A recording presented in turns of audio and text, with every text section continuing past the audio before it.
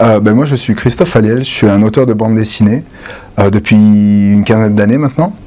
J'ai fait mes armes dans l'Enfeus Magazine auprès de Christophe Arleston en 2006-2007. Et j'ai un parcours assez particulier, j'ai fait pas mal d'albums au style différent. Voilà, je fais des albums de science-fiction, des choses un peu plus réalistes sur les enfants soldats. Et dernièrement, ma série sur les mondes électriques, qui est une série de young adult science-fiction. C'est ça.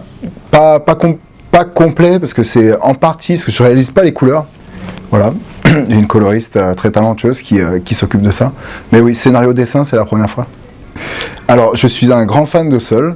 J'aime énormément cette série, mais j'aime aussi beaucoup de récits comme Sa Majesté des Mouches, Dragonhead.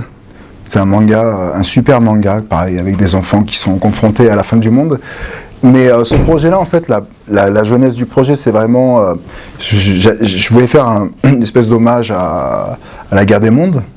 Voilà, j'ai toujours aimé le livre de la guerre des mondes et depuis une dizaine d'années, je réfléchissais à propos de ça. Parce que c'est un livre, en fait, qui est libre de droit. Si on veut faire n'importe quelle adaptation de la guerre des mondes aujourd'hui, c'est possible. Et on n'aura pas droit à payer à l'auteur. Du coup, en fait, c'est la venue, le déclic, c'est la venue de mes enfants.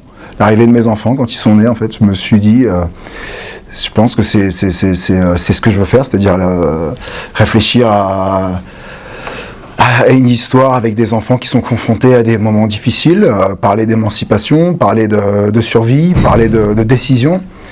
Et c'est comme ça que ça a commencé, en fait. Alors le pitch, c'est un groupe d'enfants qui est confronté à la folie des adultes, une folie générale, qui se transforme en folie meurtrière. Et en fait, ils doivent apprendre à survivre et apprendre à gérer ces nouvelles règles, ce monde, ça se passe à Londres, cette ville de Londres qui est livrée au chaos, complètement au chaos. Et en fait, on va suivre leur pérégrination.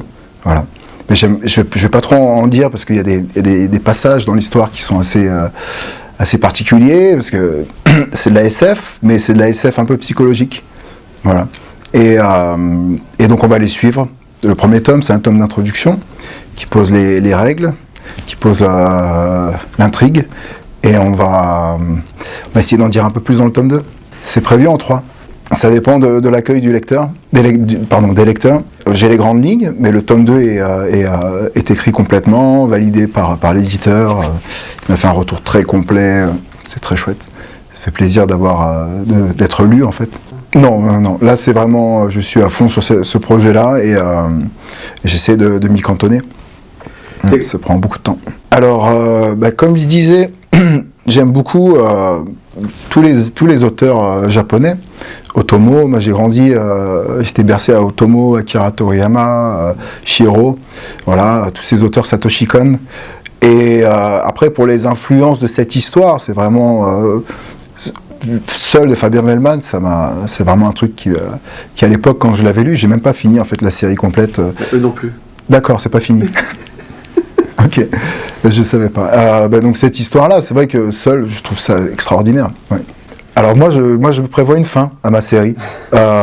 Mais après, c'est vrai que s'il y a Bon, avec l'éditeur, on avait parlé de 3, mais si jamais l'accueil du public est bon, c'est vrai que j'aimerais pouvoir continuer et puis développer un peu plus cet univers-là. Énormément. Alors, il y a deux endroits un peu clés dans cet album. Le collège, qui est une sorte de collège typiquement anglais.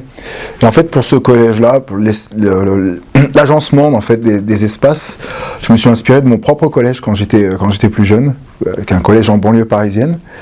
Et en fait, c'est le collège où j'ai grandi. Du coup, c'était facile parce que je me souviens très bien en fait, d'où était la bibliothèque, d'où était la cantine, et d'où étaient les sorties, tout ça, la cour de récré.